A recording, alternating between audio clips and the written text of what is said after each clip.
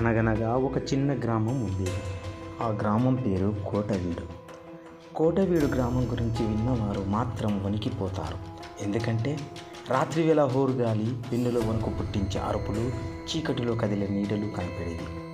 ఏళ్ల క్రితం కోటవీడు ఎంతో సంపన్నంగా ఉండేది. కానీ ఓ రాజకుటుంబం కోసం గ్రామస్తులు కట్టిన ఓ భారీ కోటలో ఓ అమానుష ఘోరం జరిగింది. ఒక రాత్రి కోటలో ఉన్న అందరూ అదృశ్యమైపోయారు. అప్పటి నుంచి ఆ కోట వైపు ఎవరూ వెళ్ళలేదు. అటువైపు వెళ్ళిన వారెవరూ తిరిగి రాలేదు. కొన్ని సంవత్సరాల క్రితం ఓ జర్నలిస్టు కోటవీడు రహస్యం బయట పెట్టాలని నిశ్చయించుకున్నాడు.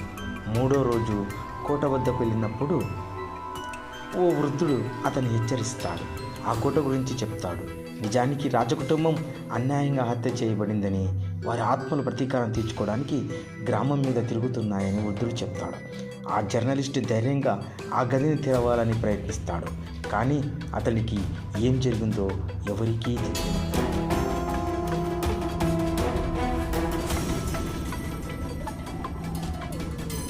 ఈ సంఘటన తర్వాత ఆ గ్రామం పూర్తిగా నిర్మానుష్యంగా మారిపోయింది.